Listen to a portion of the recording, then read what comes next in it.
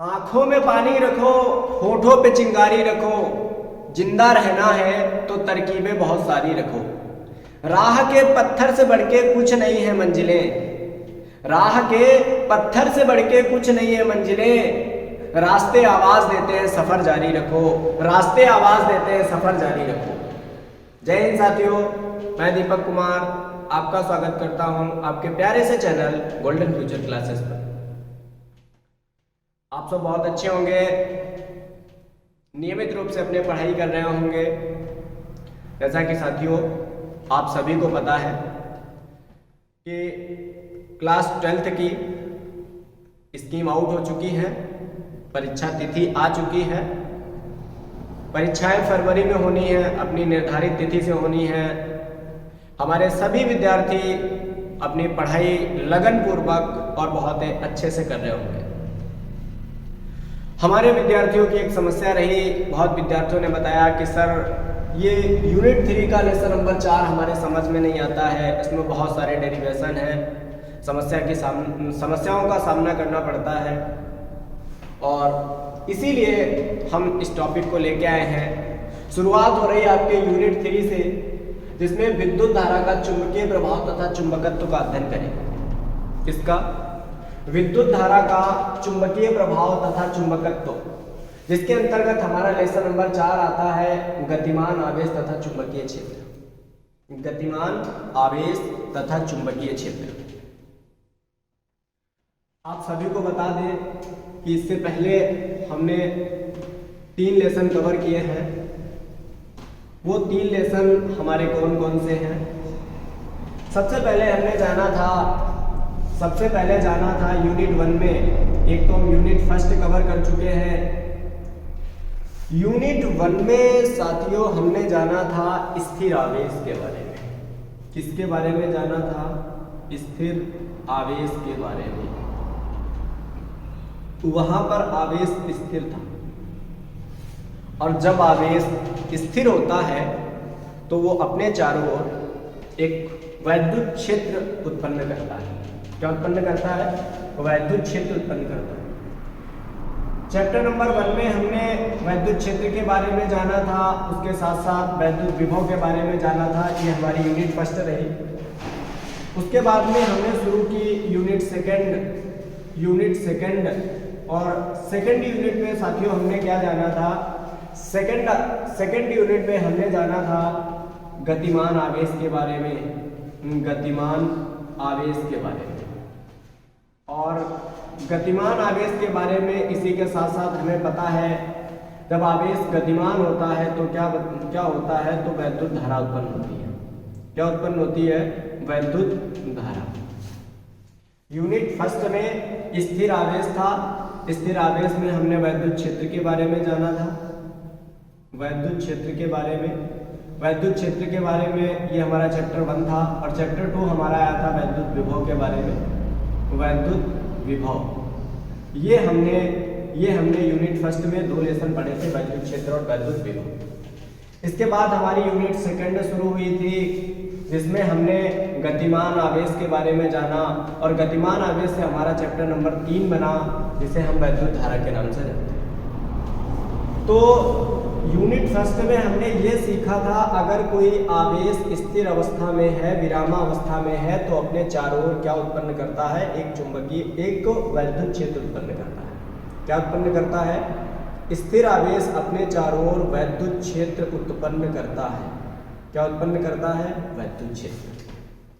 फिर हमने जाना था यूनिट 2 से हमने सीख लिया है, अगर कोई आवेश एक स्थान से दूसरे स्थान तक गति करता है, अगर आवेश एक स्थान से दूसरे स्थान तक गति करता है तो वो उत्पन्न करता है किसको? विद्युत धारा को। किसको उत्पन्न करता है? वो उत्पन्न करता है किसको? विद्युत धारा को। किसको उत्पन्न करता है? विद्युत धारा को। और अब हम आ चुके हैं यूनिट 3 पे। जब तक आवेश स्थिर रहता है तब तक वैद्युत क्षेत्र उत्पन्न करता है, जब आवेश गतिमान होता है तो धारा बनाता है। और यूनिट 3 में जानेंगे विद्युत धारा का चुंबकीय प्रभाव तथा चुंबकत्व। इसमें लेसन नंबर 4 आएगा, आवेश गतिमान होगा और चुंबकीय क्षेत्र स्थापित करेगा। साथियों टॉपिक एकदम हम जीरो लेवल से शुरू कर रहे हैं, आपको किसी भी टॉपिक में कोई दिक्कत नहीं रहेगी, ऐसे हम उम्मीद करते हैं आपसे, ऐसा हम आपसे प्रॉमिस करते हैं। वीडियो को नॉर्मल वॉइस पर प्रॉपर ध्यान लगा करके सुने। मैं आपसे मैं आपसे विश्वास दिलाता हूँ आपको कि वीडियो जब ख़त्म होगा तो इस लेसन के जो डाउट होंगे वो भी आपके साथ इस लेसन के पढ़ने के साथ साथ समाप्त हो जाएंगे। तो आइए अब हम बात करते हैं डायरेक्ट टॉपिक पर। साथियों, इससे पहले बात 1820 की थी। इस लेसन की शुरुआत हम एक एक्सपेरिमेंट से करेंगे। इस लेसन की शुरुआत हम एक प्रयोग से करेंगे और वो प्रयोग होगा ऑरेस्टेट का, जो प्रयोग किया गया था 1820 में। 1820 में एक एक्सपेरिमेंट किया गया था और इतिहास गवाह है, किसी चीज़ की अगर शुरुआत एक्सपेरिमेंट से होती है, किसी चीज़ की शुरुआत अगर प्रयोग से होती है तो वो चीज़ें हमारे दिमाग में अपना घर बना लेती हैं और फिर कभी वो चीज़ें दिमाग से बाहर नहीं निकलती। 1820 में एक व्यक्ति थे ऑरेस्टेट। क्या थे? ऑरेस्टेट।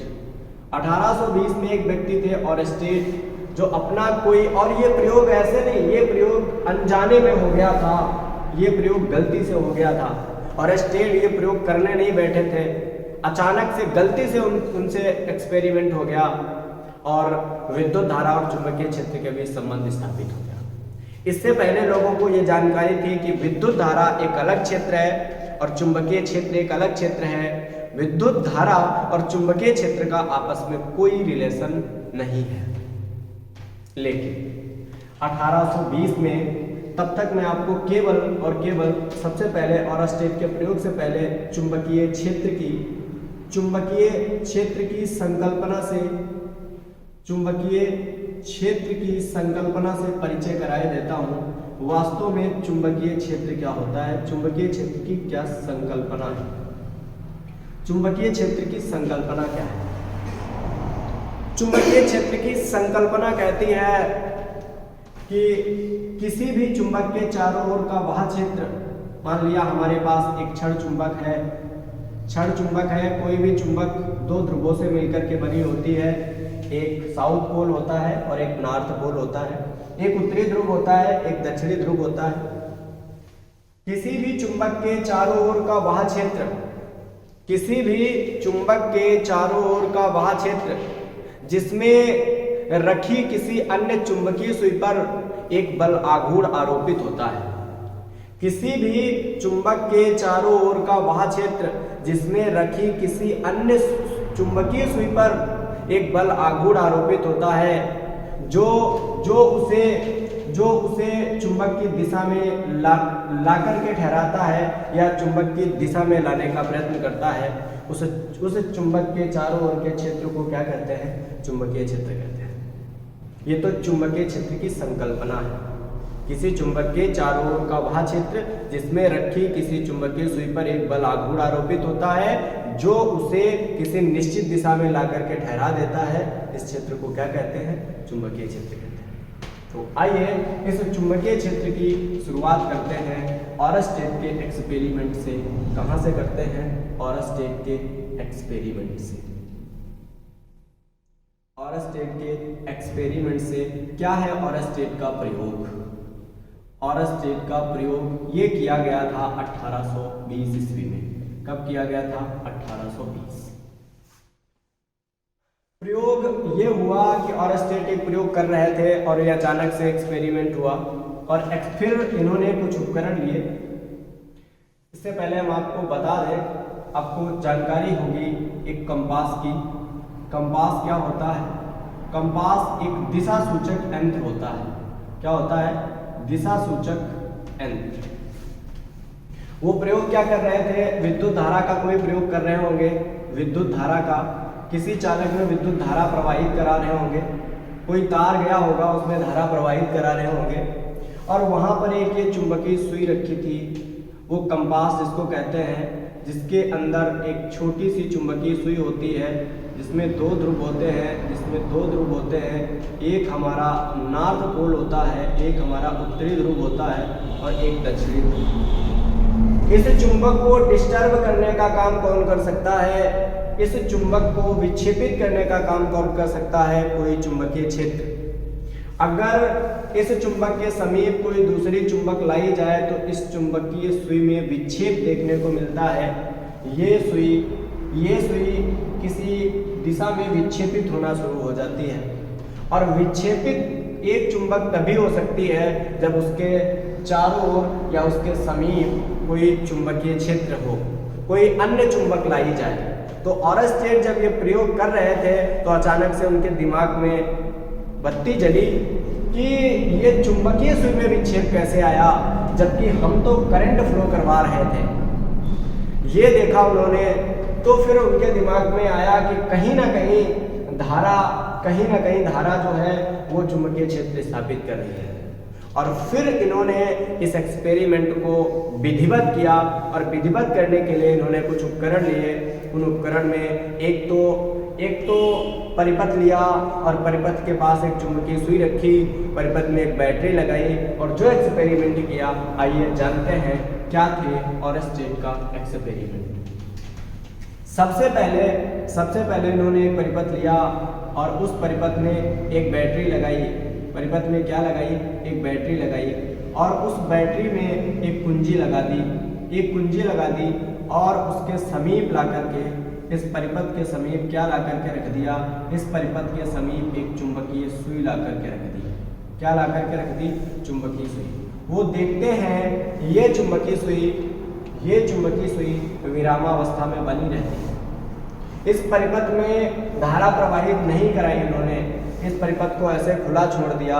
तो उन्होंने पाया कि परिपथ में कोई धारा नहीं प्रवाहित हो रही है, चुंबकीय सुई विरामावस्था में बनी रहती है, चुंबकीय सुई में कोई प्रभाव उत्पन्न नहीं होता है।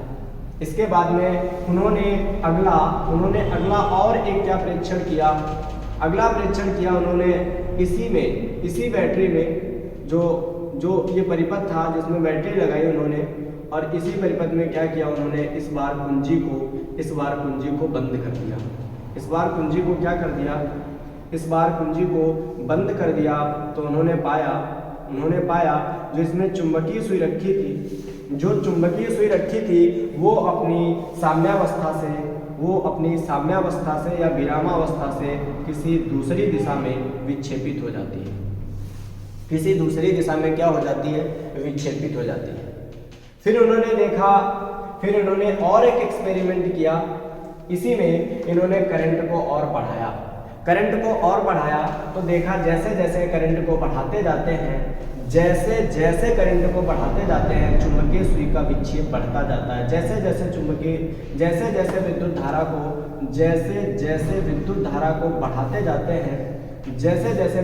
को बढ़ाते जाते हैं चुंबकीय सुई में विक्षेप बढ़ता जाता है।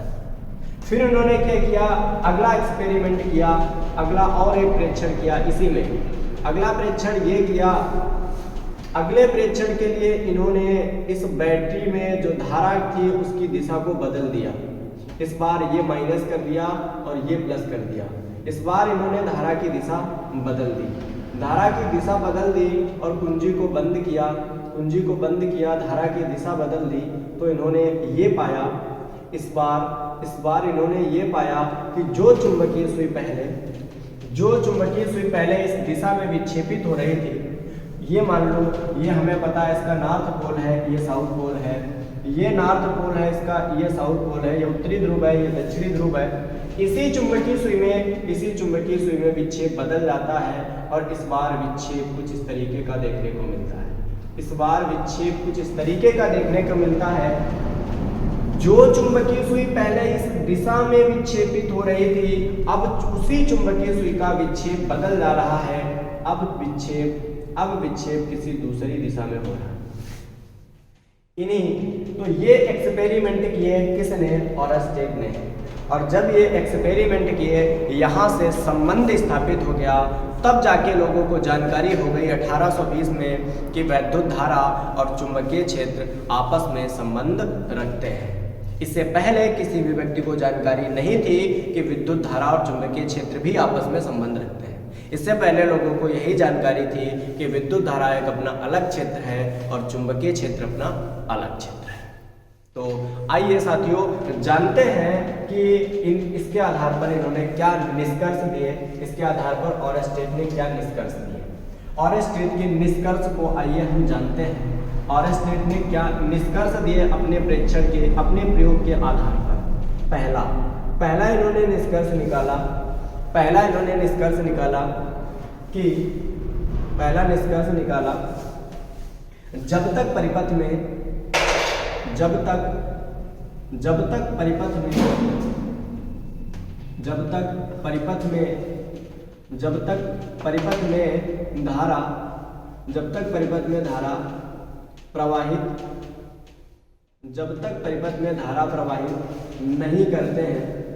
जब तक परिपथ में धारा प्रवाहित नहीं करते हैं, तब तक चुंबकीय सुई में कोई विक्षेप नहीं होता है।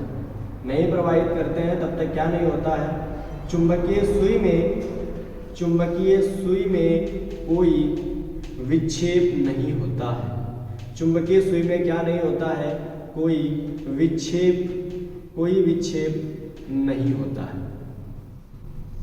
विक्षेप नहीं होता है। ये इन्होंने निष्कर्ष निकाला। दूसरा निष्कर्ष क्या था? दूसरा निष्कर्ष था इनका कि जब चुंबकीय सुई में, तो देखिए ऑरेस्टेड ने अपने प्रयोग करने के बाद में क्या निष्कर्ष निकाले।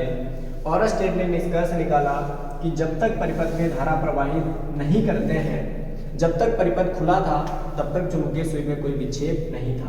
जब तक परिपथ में धारा प्रवाहित नहीं करते हैं तब तक चुंबकीय सुई में कोई विक्षेप नहीं होता है। चुंबकीय सुई में कोई विक्षेप नहीं उत्पन्न होता है। ये निष्कर्ष निकाला ऑरेस्टेड। दूसरा निष्कर्ष क्या निकाला? परिपथ में धारा प्रवाहित करने पर चुंबकीय सुई विक्षेपित हो जाती है। आपने देखा था जब परिपथ में धारा प्रवाहित करते हैं तो चुंबकीय सुई में विक्षेप देखने को मिलता है। तीसरा निष्कर्ष निकाला, धारा का मान बढ़ाने पर क्या होता है, विक्षेप बढ़ता है। धारा का मान बढ़ाने पर विक्षेप बढ़ता है। और अंततः लास्ट में अपना निष्कर्ष दिया, जब धारा की दिशा बदल दी जाती है, जब धारा की दिशा बदल देते हैं तो क्या होता है, विक्षेप की दिशा भी बदल जाती है। क्या बदल जाता है? विक्षेप की दिशा बदल जाती है। ये थे ऑरेस्टेड के प्रयोग के बाद निकाले गए निष्कर्ष। अब हमें जानकारी हो चुकी है कि चुंबकीय क्षेत्र और वैद्युत धारा आपस में संबंध रखते हैं। आइए बात करते हैं अगले टॉपिक पर।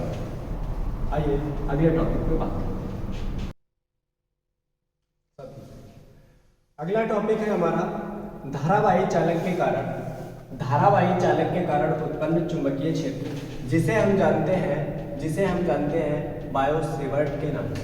बायो-सेवर्ट का नियम किसके नाम से जानते हैं? बायो-सेवर्ट का नियम। साथियों आपने बायो-सेवर्ट का नियम पढ़ा होगा। आप जानते हैं कि बायो-सेवर्ट का नियम क्या है। 1820 में ऑरेस्टेड का प्रयोग किया गया। ऑरेस्टेड के प्रयोग के कुछ समय पश्चात ही 1820 में ही ऑरेस्टेड का प्रयोग हुआ और 1820 में ही बायो तथा सेवर्ट ने किसी धारावाही चालक के अल्पांश के कारण किसी बिंदु P पर उत्पन्न चुंबकीय क्षेत्र का मान dB किन किन बातों पर निर्भर करता है ये बताया। इन्होंने इसके लिए भी प्रेक्षण किए, बहुत से धारावाही अल्पांश लिए विभिन्न चालकों के जैसे कि चांदी हो गया, जैसे कि एल्यूमिनियम हो गया, जैसे कि कॉपर हो गया, जितने भी अलग अलग प्रकार के चालक थे, जैसे कि लोहा हो गया, अलग अलग प्रकार के चालक लिए, उनमें धारा का मान प्रवाहित कराकर बहुत से प्रेक्षण प्राप्त किए और उन प्रेक्षणों के आधार पर दोनों व्यक्तियों ने अपना एक नियम प्रतिपादित किया जिसे बायो तथा सेवर्ट का नियम कहा जाता है। दो व्यक्ति थे बायो तथा सेवर्ट।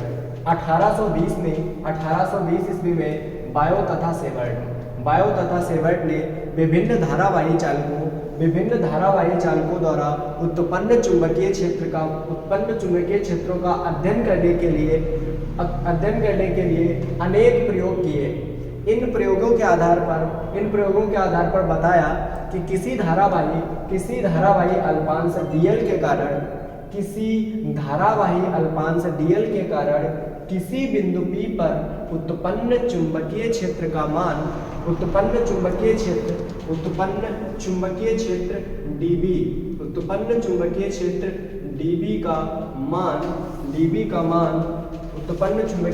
dB का मान निम्नलिखित कारकों पर निर्भर करता है। क्या किया इन्होंने, क्या बताया, देखते हैं। इन्होंने एक धारावाही चालक तार लिया। क्या लिया? धारावाही चालक तार। ये हमारा एक धारावाही चालक तार हो गया। इस धारावाही चालक तार में आई एम्पियर की धारा प्रवाहित हो रही है। इस धारावाही चालक का एक छोटा सा टुकड़ा लिया। धारावाही चालक का एक छोटा सा भाग जो dl है, जो कितना है, dl, और इस dl से थीटा कोण बनाते हुए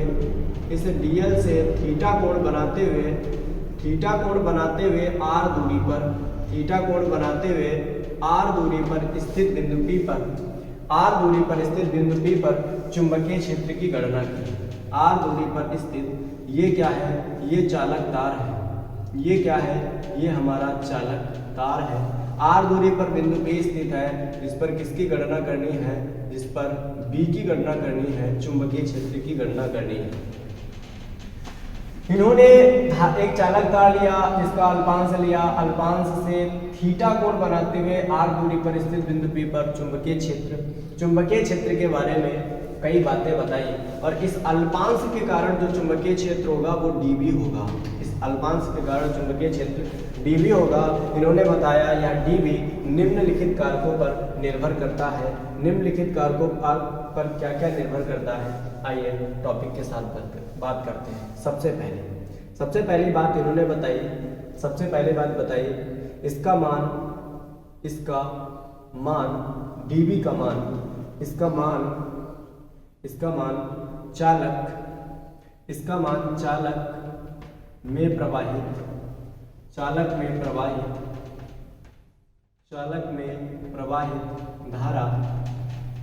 में प्रवाहित धारा I के अनुक्रमानुपाती होता है। इसका मान चालक में प्रवाहित धारा I के अनुक्रमानुपाती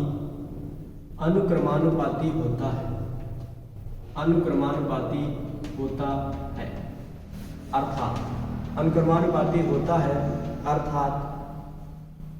अर्थात dB अनुक्रमानुपाती I। इसको हम समीकरण 1 बना सकते हैं। क्या बना सकते हैं? समीकरण 1 बना सकते हैं। दूसरा पॉइंट क्या था, इन्होंने बताया इसका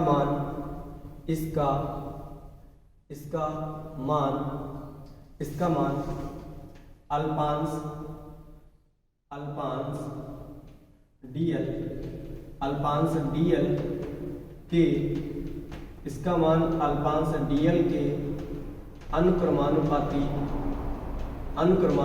होता है।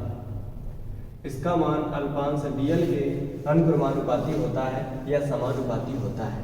बताया इन्होंने dB अनुक्रमानुपाती dl। इसको हम समीकरण 2 बना सकते हैं। समीकरण 1 और समीकरण 2। तीसरी बात बताई, इसका मान अल्पांश तथा अल्पांश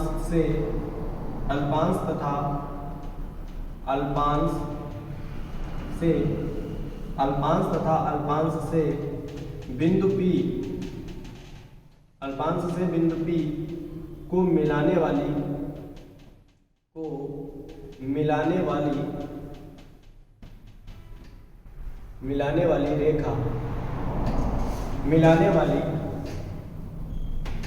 मिलाने वाली रेखा के बीच के कोण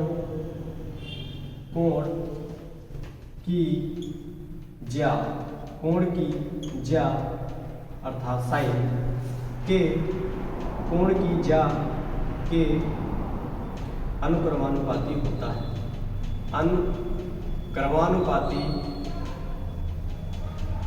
अनुक्रमानुपाती होता है। क्या बताया? इसका मान अल्पांश तथा अल्पांश से बिंदु P को मिलाने वाली रेखा के बीच के कोण की ज्या के अनुक्रमानुपाती होता है। अर्थात हम कह सकते हैं dB अनुक्रमानुपाती साइन थीटा। इसको हम समीकरण 3 बना सकते हैं। और चौथा निष्कर्ष ये निकाला, चौथी बात बताइए, इसका मान अल्पांश से जिस बिंदु पर चुंबकीय क्षेत्र ज्ञात करना है, बिंदु P, अल्पांश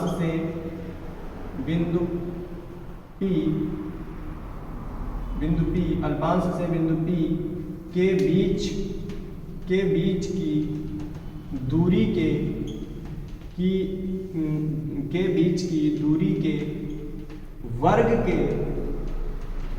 के वर्ग के व्युत्क्रमानुपाती होता है। दूरी के वर्ग के व्युत्क्रमानुपाती होता है। ये इन्होंने चौथा निष्कर्ष दिया। अर्थात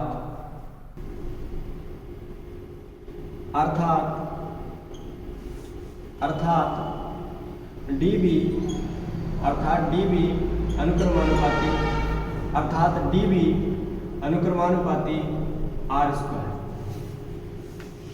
dB व्युत्क्रमानुपाती r²। इसका मान अल्पांश से बिंदु P के बीच की दूरी के वर्ग के व्युत्क्रमानुपाती होता है, अर्थात dB व्युत्क्रमानुपाती r²। इसको हम समीकरण 4 बना सकते हैं। देखिए, समीकरण 1, 2, 3 और 4 को अगर हम मिला दें, अगर इन चारों को मिला दें तो हम क्या कहेंगे? समीकरण 1, 2 व 1, 2, 3 व 4 को मिलाने पर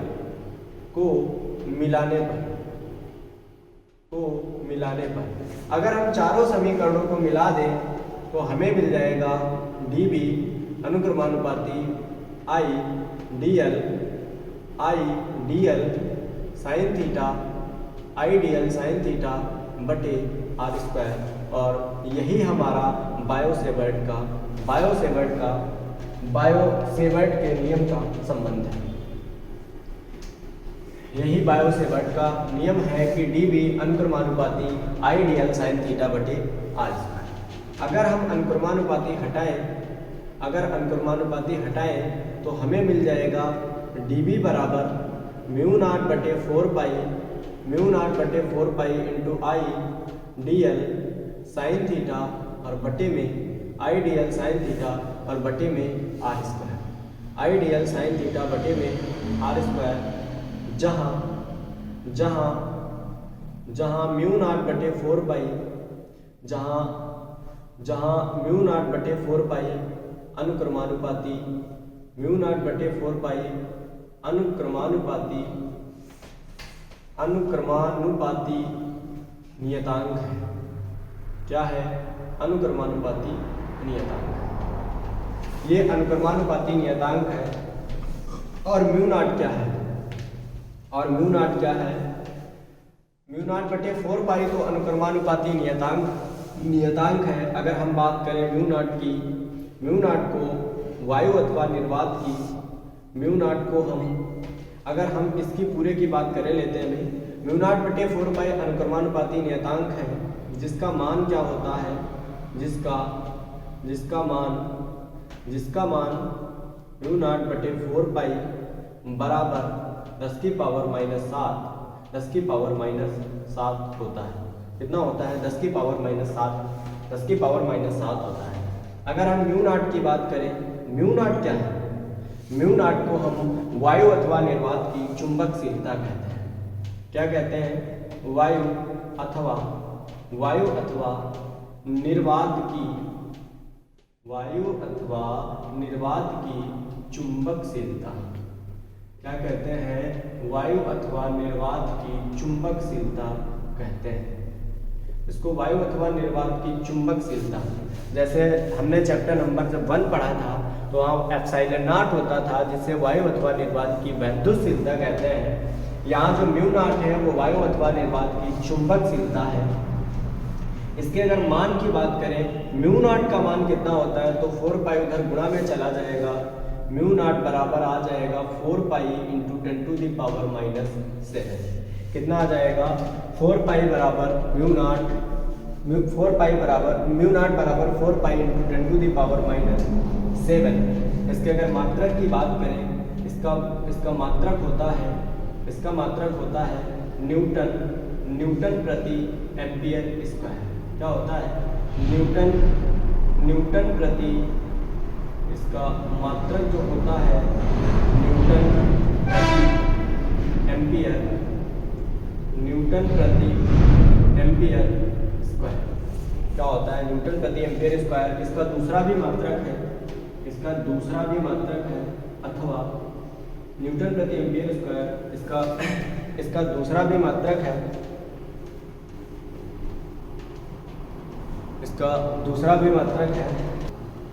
न्यूटन प्रति एम्पियर स्क्वायर, अथवा दूसरा मात्रक है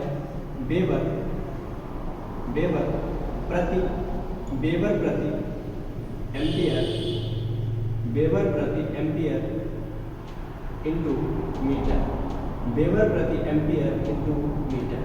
ये इसके दो मात्रक हैं। निर्वात की, वायु अथवा निर्वात की चुंबकशीलता के दो मात्रक है, न्यूटन प्रति एम्पियर स्क्वायर अथवा वेबर प्रति एम्पियर इंटू मीटर, आइए बात करते हैं अपने अगले टॉपिक पर। देखिए साथियों, अगला टॉपिक है हमारा निर्वात की चुंबकशीलता म्यू नॉट तथा निर्वात की वैद्युतशीलता एप्सिलॉन नॉट में संबंध।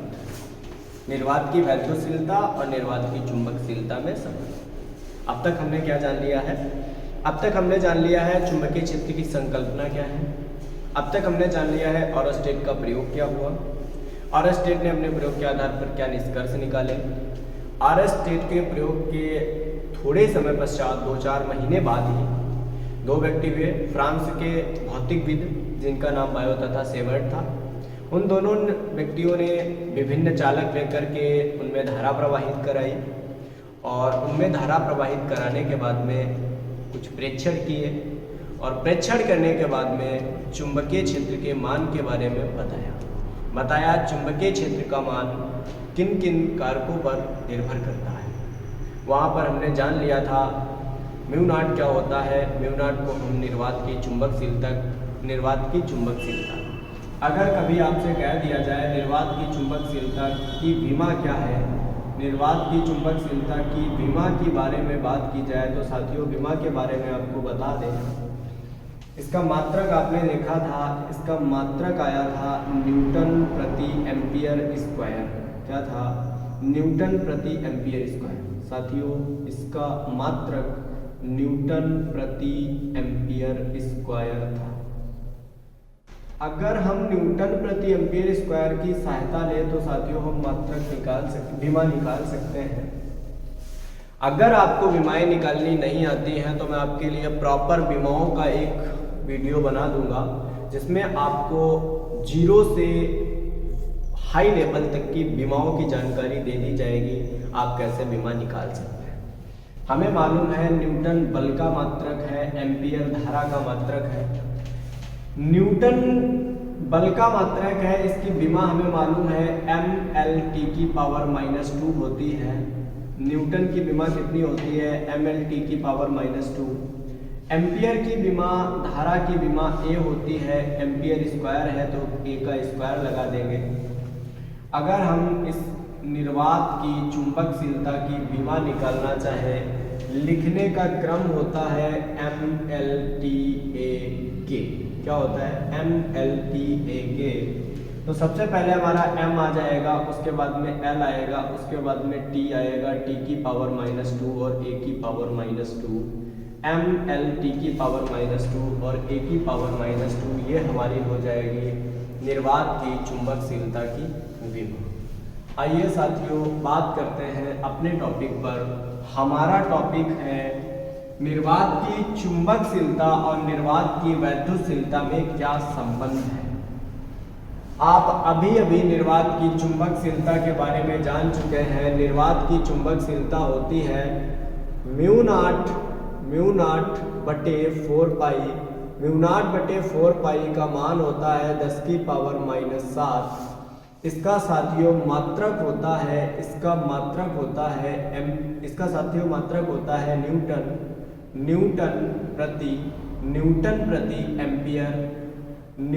प्रति एम्पियर स्क्वायर। क्या होता है? न्यूटन प्रति एम्पियर स्क्वायर, ये इसका मात्रक होता है। इसको साथियों हम समीकरण नंबर 1 बना देंगे। अगर हम बात करें निर्वात की वैद्युतशीलता की, तो निर्वात की जो वैद्युतशीलता होती है वो होती है 1/4 pi epsilon not. 1/4 pi epsilon not का मान होता है 9.0 गुणे 10 की पावर 9। क्या होता है? 9.0 गुणे 10 की पावर 9। मात्रक होता है इसका न्यूटन इंटू मीटर स्क्वायर प्रति कूलम स्क्वायर। क्या होता है? इसका मात्रक होता है साथियों न्यूटन इंटू मीटर स्क्वायर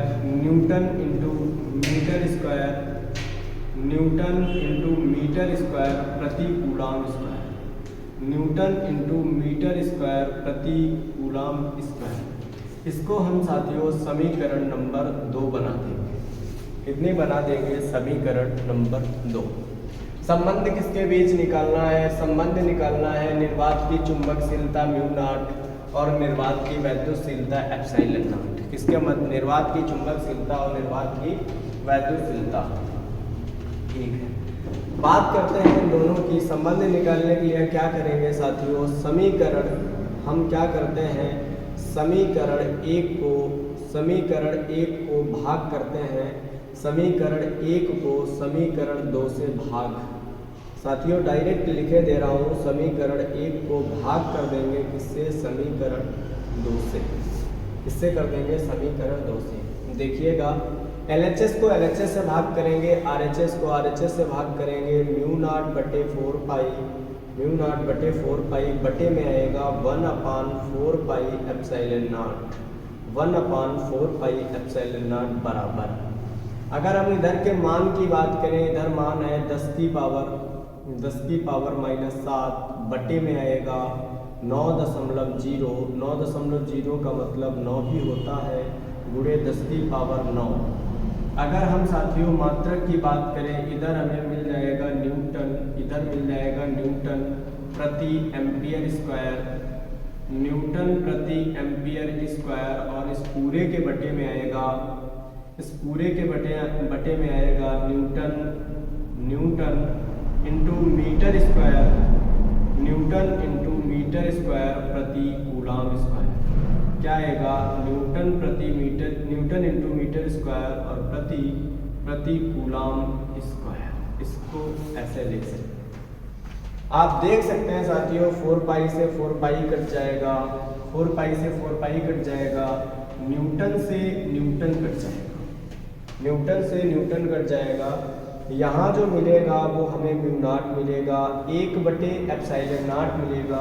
1/एप्सिलॉन को हम भिन्न पलट देंगे तो एप्सिलॉन नॉट बटे 1 हो जाएगा, और बटे में 1 का कोई महत्व नहीं होता है, बराबर।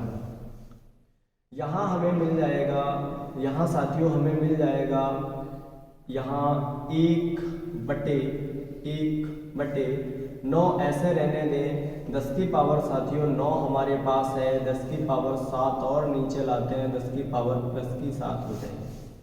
यहाँ साथियों मात्रक में क्या बचेगा? मात्रक में बचेगा हमारे पास 1/9 1/एम्पियर स्क्वायर, 1/एम्पियर स्क्वायर गुणा 1/एम्पियर स्क्वायर गुणा मीटर स्क्वायर प्रति कूलाम स्क्वायर बचा है। जब इसकी भिन्न पलटेंगे तो ये हमें मिल जाएगा कूलाम स्क्वायर। क्या मिल जाएगा साथियों? कूलाम स्क्वायर प्रति मीटर स्क्वायर। क्या मिल जाएगा? कूलाम स्क्वायर प्रति मीटर स्क्वायर। कूलाम स्क्वायर प्रति मीटर स्क्वायर। साथियों एक बात आपको बता दें कि हम एम्पियर के स्थान पर क्या प्रयुक्त कर सकते हैं। एम्पियर के स्थान पर हम क्या प्रयुक्त कर सकते हैं? एम्पियर हमें मालूम है फार्मूला होता है Q बराबर IT। क्या होता है? Q बराबर IT। Q बराबर IT से हम I का मान निकालना चाहें तो Q/T आ जाएगा। क्या आ जाएगा? Q/T। I क्या है? I धारा है जिसको एम्पियर कहते हैं। अगर हम I की सहायता से Q और T निकालना चाहें तो हमें मिल जाएगा Q का हमें मिल जाएगा। Q का मात्रक होता है कूलाम, समय का मात्रक होता है सेकंड। Q का मात्रक क्या होता है? कूलाम, और समय का मात्रक क्या होता है? सेकंड। तो जहां हमारे पास I है, जहां हमारे पास एम्पियर है, एम्पियर के स्थान पर हम क्या लिख सकते हैं? कूलाम प्रति सेकंड। क्या साथियों लिख सकते हैं? कूलाम प्रति सेकंड लिख सकते हैं। म्यू नॉट एप्सिलॉन नॉट बराबर, यहाँ हमारे पास हो जाएगा 1/9 गुणे 10 की पावर 9 और 7 16, 9 7 16 हो जाएगा बटे 1/, एम्पियर की जगह साथियों हम लिख सकते हैं कूलाम स्क्वायर। एम्पियर की जगह हम लिख सकते हैं कूलाम स्क्वायर। क्या लिख सकते हैं? कूलाम स्क्वायर बटे सेकंड स्क्वायर। क्यों? क्योंकि एम्पियर का साथियों स्क्वायर था, इसीलिए एम्पियर की जगह कूलाम का स्क्वायर और सेकंड का स्क्वायर। क्या आएगा? कूलाम का स्क्वायर बटे सेकंड का स्क्वायर। कूलाम का स्क्वायर बटे सेकंड का स्क्वायर इंटू यहाँ पर था साथियों कूलाम, यहाँ पर था हमारे पास कूलाम का स्क्वायर, यहाँ पर था कूलाम का स्क्वायर और बटे में था साथियों मीटर का स्क्वायर। देखिएगा फिर से यहाँ से भिन्न पलटते हैं। यहाँ साथियों अगर कभी ज़रूरत पड़े तो आप लिख सकते हैं कि एम्पियर बराबर क्या होगा साथियों? एम्पियर बराबर जो हमने यूज किया है वो कूलाम बटे सेकंड। क्या यूज किया है? कूलाम बटे सेकंड। क्या यूज किया है? कूलाम बटे सेकंड। आगे बढ़े तो म्यू नॉट और एप्सिलॉन नॉट बराबर हमें मिल जाएगा साथियों 1/9 गुणे 10 की पावर 16 इंटू, यहाँ भिन्न पलट देंगे तो हमें मिल जाएगा, यहाँ अगर हम भिन्न पलट देंगे तो हमें मिल जाएगा सेकंड का स्क्वायर बटे कूलाम का स्क्वायर। सेकंड का स्क्वायर बटे कूलाम का स्क्वायर गुणा कूलाम का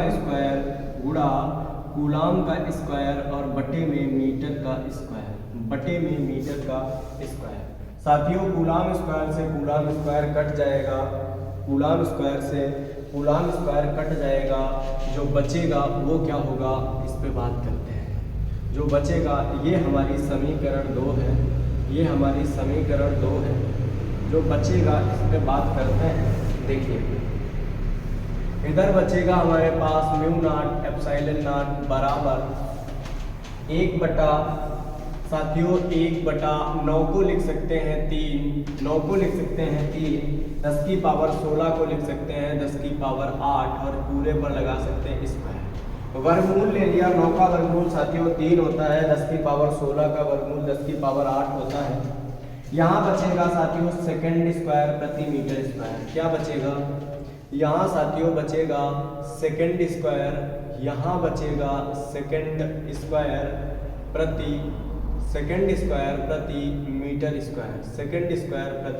मीटर स्क्वायर। ये साथियों गुणा में लिखा है साथियों, अगर इसको बटे में लाना चाहेंगे तो मीटर प्रति सेकंड हो जाएगा। इसको साथियों में ऐसा लिख सकते हैं म्यू नॉट एप्सिलॉन नॉट बराबर 1/3 गुणे 10 की पावर 8, 3 गुणे 10 की पावर 8 साथियों, 3 गुणे 10 की पावर 8 ऐसे रहने देंगे। आपको मालूम है यही प्रकाश की चाल है साथियों, ये क्या है? प्रकाश की चाल। और प्रकाश की चाल का मात्रक मीटर प्रति सेकंड स्क्वायर होता है। अभी हम इसको ऐसे रहने देंगे, ये हो जाएगा 3 × 10⁸ का स्क्वायर। साथियों जब ये सेकंड स्क्वायर प्रति मीटर स्क्वायर, ये अभी गुणा में लिखा है, जब इसको बटे में लाएंगे तब ये हमारे पास मात्रक के रूप में आ जाएगा मीटर स्क्वायर प्रति सेकंड स्क्वायर। क्या आ जाएगा? मीटर स्क्वायर प्रति सेकंड स्क्वायर। और साथियों आपको पता है c बराबर होता है 3 × 10⁸ 3 × 10⁸ मीटर प्रति सेकंड। 3 × 10⁸ मीटर प्रति सेकंड। इस पर हम पूरे पर इकट्ठा स्क्वायर लगा दें, इस पूरे पर हम इकट्ठा स्क्वायर लगा सकते हैं, इस पूरे पर इकट्ठा स्क्वायर लगा सकते हैं, तो हमें मिल जाएगा μ0 बराबर 1/3 × 10⁸ मीटर प्रति सेकंड स्क्वायर। यहाँ से भी हटा देंगे, इकट्ठा स्क्वायर लगा दिया। 3 × 10⁸ मीटर प्रति सेकंड, ये मात्रक, ये प्रकाश की चाल होती है, ये c और इसका स्क्वायर है, तो c का क्या कर देंगे? c का कर देंगे स्क्वायर। साथियों c को ऊपर ले जाएंगे, c स्क्वायर को ऊपर ले जाएंगे, μ0 को नीचे लाएंगे, μ0 को नीचे लाएंगे। साथियों इधर से स्क्वायर हटाएंगे तो उधर रूट चढ़ेगा, c बराबर हमारे पास आ जाएगा 1/√μ0 ε0। यही निर्वात की चुंबकशीलता और निर्वात की वैद्युतशीलता के बीच संबंध है, जिनके वर्गमूल का व्युत्क्रम प्रकाश की चाल के बराबर होता है। आप लिख सकते हैं यही निर्वात की चुंबकशीलता व वैद्युतशीलता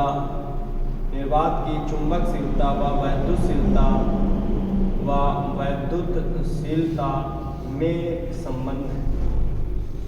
किसमें संबंध है? निर्वात की चुंबकशीलता व वैद्युतशीलता में संबंध है। आइए साथियों अब बात करते हैं हम अपने अगले टॉपिक पे।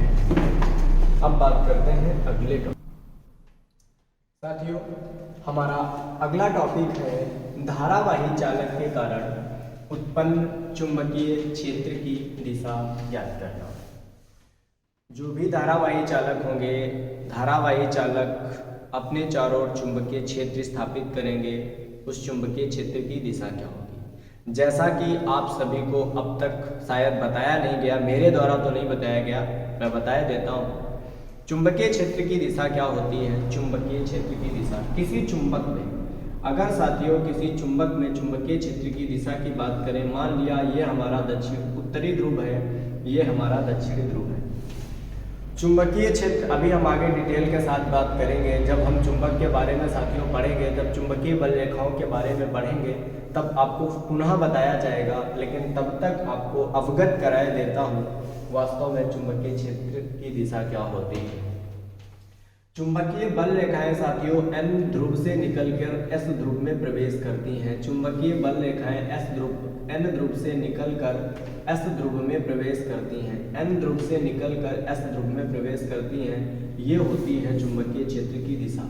ये होती है चुंबकीय क्षेत्र की दिशा। ये होती है चुंबकीय क्षेत्र की दिशा। चुंबक के बाहर चुंबकीय क्षेत्र N से S की ओर होता है। अगर साथियों चुंबक के भीतर बात करें, चुंबक के भीतर चुंबकीय बल रेखाएं S से N की ओर होती हैं। साथियों अगर चुंबक के भीतर बात करें, चुंबक के भीतर चुंबकीय बल रेखाओं की दिशा S से N की ओर होती है और चुंबक के बाहर N से S की ओर होती है। चुंबकीय बल रेखाएं वृत्ताकार होती हैं, गोल होती हैं।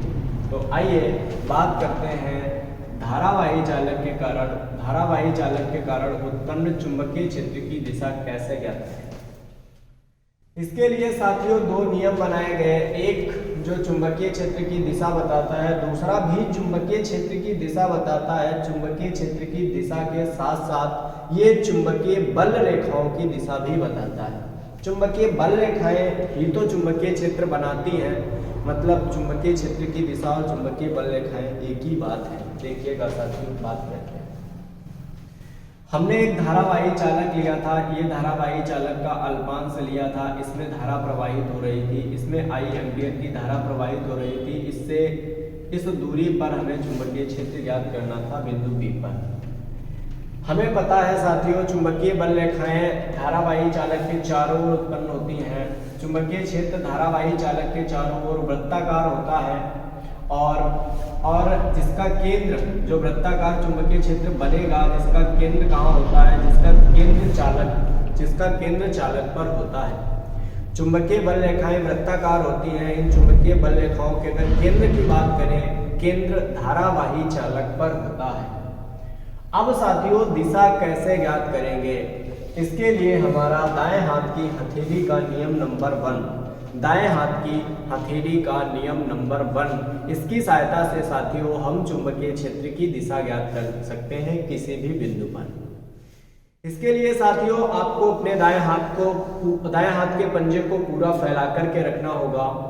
दाएं हाथ के पंजे को पूरा फैलाने के बाद में अंगूठा करना होगा चालक में प्रवाहित धारा की दिशा में। अंगूठा करना होगा चालक में प्रवाहित धारा की दिशा में। चारों उंगलियां आप उस बिंदु की ओर कर दीजिए जिस बिंदु पर चुंबकीय क्षेत्र ज्ञात करना है। चारों उंगलियां उस बिंदु की ओर कर दीजिए जिस बिंदु पर चुंबकीय क्षेत्र ज्ञात करना है। हथेली को धक्का देंगे, आप हथेली की ओर धक्का देंगे। ये हमारी हथेली है, हथेली की ओर धक्का देने की दिशा चुंबकीय क्षेत्र की दिशा होगी। जैसे आप बिंदु P पर चुंबकीय क्षेत्र की दिशा ज्ञात करना चाहते हैं तो साथियों चालक में प्रवाहित धारा की दिशा की ओर अंगूठा कर दें। चालक में प्रवाहित धारा की दिशा में अंगूठा कर दें। उंगलियों को उस बिंदु की ओर कर दें जिस बिंदु पर चुंबकीय क्षेत्र ज्ञात करना है। उंगलियों को उस बिंदु की ओर कर दिया जिस बिंदु पर चुंबकीय क्षेत्र ज्ञात करना है। हथेली पर धक्का देने की दिशा, हथेली की ओर धक्का देने की दिशा चुंबकीय क्षेत्र की दिशा को प्रदर्शित करेगा। साथियों हथेली पर धक्का देने की दिशा ये है, इसका मतलब साथियों इस बिंदु पर चुंबकीय क्षेत्र अंदर की ओर होगा। इस बिंदु पर साथियों चुंबकीय क्षेत्र कहाँ होगा? इस बिंदु पर साथियों चुंबकीय क्षेत्र अंदर की ओर होगा। अब साथियों चुंबकीय क्षेत्र अंदर की ओर, अब हम 3D को साथियों 3D को हम 2D पर तो दिखा नहीं सकते। 3D को नमस्ते सर, 3D को तो हम साथियों 2D पर दिखा नहीं सकते। तो इसके लिए क्या करेंगे? अंदर की ओर धक्का देंगे। ये हमारा चुंबकीय क्षेत्र की दिशा होगी। चुंबकीय क्षेत्र की दिशा क्या होगी? अंदर की ओर होगी। इसी प्रकार अगर हम इस बिंदु पर चुंबकीय क्षेत्र ज्ञात करना चाहते हैं साथियों, अगर इस बिंदु पर चुंबकीय क्षेत्र की दिशा ज्ञात करना चाहते हैं तो हमें अपने दाएं हाथ के हथेली का नियम ही लगाना पड़ेगा। दाएं हाथ की हथेली का नियम कहता है अपने पंजे को पूरा इस प्रकार फैलाओ। ये अपने दाएं हाथ के पंजे को पूरा फैलाया, अंगूठा चालक में प्रवाहित धारा की दिशा में कर दें। अंगूठा चालक में प्रवाहित धारा की दिशा में कर दें। उंगलियां उस बिंदु की ओर संकेत करें जिस बिंदु पर चुंबकीय क्षेत्र ज्ञात करना है। हथेली की ओर धक्का देने की दिशा चुंबकीय क्षेत्र की दिशा होगी। साथियों यहाँ पर हथेली बाहर की ओर धक्का दे रही है, इसका मतलब चुंबकीय क्षेत्र किधर होगा? चुंबकीय क्षेत्र साथियों बाहर की ओर होगा। मुझे पूरी उम्मीद है आपको ये बात समझ आई होगी। अब साथियों इसी के साथ हमारा दूसरा नियम आता है मैक्सवेल का दक्षिणावर्ती पेच का नियम। क्या आता है साथियों? मैक्सवेल का दक्षिणावर्ती पेच का नियम जानते हैं। मैक्सवेल ने क्या दक्षिणावर्ती पेच का नियम दिया? आप साथियों एक पेचकस ले लीजिए। ये साथियों हमने एक पेचकस लिया, यहाँ से क्या लिया साथियों? एक पेचकस लिया। ये साथियों हमने एक पेचकस ले लिया।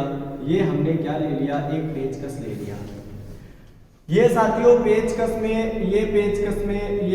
में आपको मालूम है नोक होती है। हम पेचकस को इस प्रकार से पकड़ते हैं साथियों, इस प्रकार से पकड़ते हैं। ये पेचकस की नोक है। अब इस पेचकस को आप ऐसे रखेंगे, इस पेचकस को ऐसे रखेंगे। पेचकस की जो नोक होगी अंदर की ओर होगी, ऐसे है। अब पेचकस की नोक को करिए चालक में प्रवाहित धारा की दिशा में। पेचकस को करिए चालक में प्रवाहित धारा की दिशा में। साथियों आप इस पेचकस को घुमाएं, अंगूठे की जो गति की दिशा होगी, अंगूठा जिधर गति करेगा उधर से चुंबकीय बल रेखाओं की दिशा होगी। अंगूठा के गति करने की दिशा चुंबकीय बल रेखाओं को प्रदर्शित करता है। साथियों ये मान लीजिए आपका पेचकस है, यहाँ चालक है, ये चालक ही पेचकस है, इसमें धारा नीचे से ऊपर की ओर प्रवाहित हो रही है, धारा नीचे से ऊपर की ओर। साथियों ये हमने लगा दिया पेचकस की नोक और ये हम कसने का काम कर रहे हैं, ये हम कसने का काम कर रहे हैं। साथियों अंगूठा हमारा इधर से घूम करके इधर आ रहा है, इधर से घूम करके इधर आ रहा है, यानी चुंबकीय बल रेखाओं की भी दिशा इधर से इधर होगी, चुंबकीय बल रेखाओं की दिशा इधर से इधर होगी, इधर से अंदर से प्रवेश करेंगी और इधर बाहर निकलेंगी, इधर अंदर से प्रवेश करेंगी और इधर बाहर निकलेंगी, इधर अंदर से प्रवेश करेंगी और उधर साथियों बाहर निकलेंगी। चुंबकीय बल रेखाओं की दिशा किधर होती है? जिधर अंगूठा घूमता है। ये साथियों थे हमारे चुंबकीय क्षेत्र की दिशा ज्ञात करने के नियम।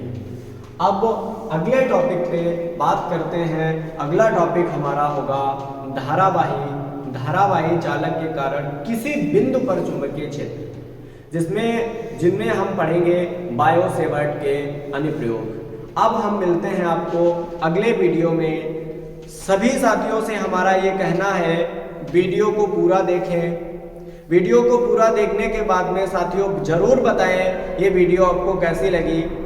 वीडियो में सभी विद्यार्थी कमेंट अवश्य करें। सभी विद्यार्थी एक दूसरे विद्यार्थी तक ये वीडियो जरूर पहुंचाएं, जिससे हमारे उन सभी विद्यार्थियों को आने वाले एग्जाम जो 20 या 22 फरवरी से होने वाला है, इस होने वाली परीक्षा में सभी विद्यार्थियों जो फिजिक्स से डरते हैं, जिन्हें भौतिक विज्ञान बहुत ही डरावना लगता है, जिन्हें भौतिक विज्ञान में मजबूती नहीं हासिल हो पा रही है, अगर वो सभी साथी इस वीडियो को ध्यानपूर्वक देखते हैं, मैं उनसे वादा करता हूँ वीडियो देखने के बाद में अगर उनके अंदर डाउट बनता है तो वो डाउट अब समाप्त हो जाएगा। मैं आपके लिए इसी प्रकार लाता रहूँगा आगे की क्लास। चैनल को सब्सक्राइब करें, वीडियो को लाइक करें और एक दूसरे तक शेयर जरूर करें। जय हिंद।